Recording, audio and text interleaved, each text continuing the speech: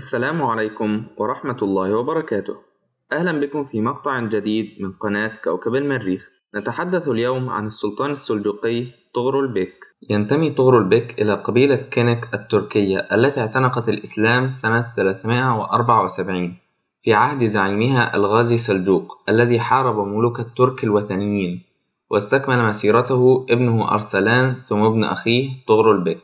خشيت الدولة الغزنوية من قوة السلاجقة. بدأ الصدام بينهما عندما ضم السلاجقة مدينة مرو سنة 429، فأرسل السلطان مسعود سنة 432 بجنود لتعزيز قلعة دندقان، ولكن تمكن السلاجقة من هزيمة ذلك الجيش، وتعتبر هذه المعركة بداية فترة دولة السلاجقة.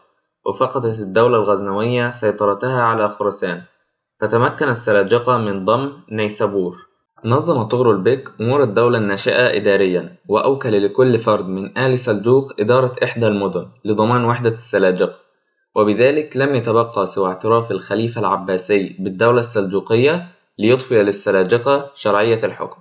وبالفعل أرسل طغرل بيك برسالة إلى الخليفة العباسي يعلن له وفاءه التام وتأكيد تمسكه بالدين الإسلامي، وما إن وصلت الرسالة حتى اعترف الخليفة بدولة السلاجقة، مما زاد العلاقات بين الدولتين، والذي سيجعلها لاحقا دولة مترامية الأطراف.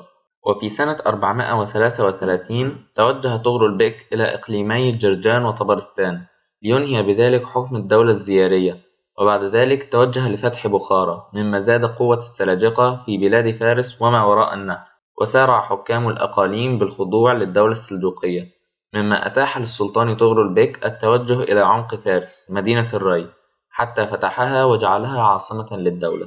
تمكن طغرل بيك بسهولة من بسط سيطرته على الأقاليم الغربية لفارس، فتمكن من ضم قزوين وأبهر وزنجار وهمدان سنة 437، وجعل أخاه إبراهيم ينال حاكما عليها. وفي سنة 438 قاد السلطان حملة لحصار أصفهان، إلا أن الحملة انتهت بالصلح مع وفاء حاكمها للسلاجقة والدعوة باسمه على المنابر. في سنة 441 تمرد إبراهيم ينال على أخيه فحاربه طغرل بيك وهزمه، لكنه عفى عنه.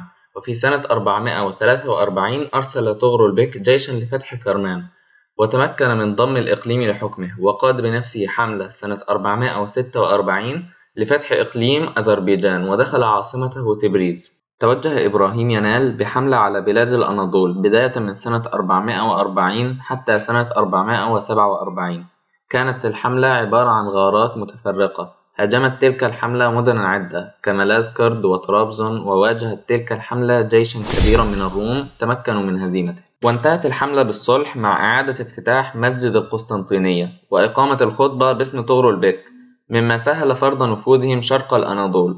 كما غنم المسلمون في تلك الحملة كمية كبيرة من الأسرى والذهب والأسلحة والبهائم، مما جعل السلاجقة أقوى دولة إسلامية في ذلك الوقت. وفي سنة 447 استدعى الخليفة العباسي القائم بأمر الله السلطان طغرل بيك للقضاء على الدولة البويهية. ولفهم ما يجري في العراق علينا أن نعود بالزمن قليلا. كانت الدولة البويهية على المذهب الشيعي الاثني عشري، أما الدولة الفاطمية فكانت على المذهب الشيعي الإسماعيلي، وكانت تدعي الخلافة. اقتصرت الدولة البويهية بعد سيطرتها على بغداد بالتحكم في الخليفة، وبالطبع مع انتشار سب الصحابة ومظاهر التشيع. إلا أن الخليفة الفاطمي لم يكتفي بذلك، بل أراد إنهاء الخلافة العباسية إلى الأبد.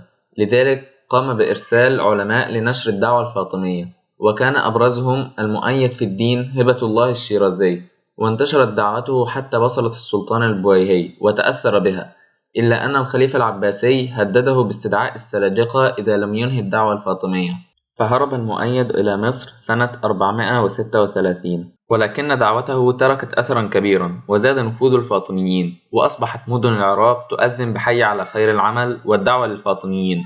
كما تأثر بتلك الدعوة قائد تركي يدعى البساسيري، كان قائدا في جيش الخلافة، وراسل البساسيري الفاطميين من أجل القضاء على العباسيين، مما جعل الخليفة يستدعي طغرل بيك. فلما علم البساسيري بذلك ترك بغداد. اتخذ البساسيري من الرحبة قاعدة لتحركاته، وكان الخليفة المستنصر بالله الفاطمي مهتم بالأوضاع في العراق، فأمد البساسيري بالأموال والأسلحة، وتحالف مع قريش بن بدران صاحب الموصل وصالح بن مرداس صاحب حلب.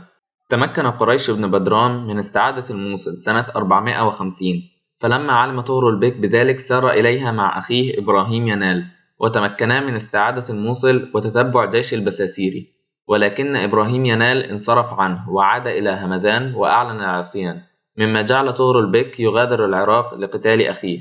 استغل البساسيري خروج طغرل بيك من العراق فسيطر على بغداد وأقام الخطبة للخليفة الفاطمي، وأضاف حي على خير العمل، وطرد الخليفة من بغداد وفرض عليه إقامة جبرية في الأنبار، ونهب البساسيري المدينة ودار الخلافة انتقاما من أهل بغداد على طرده منها، وعم فساد عظيم بالمدينة.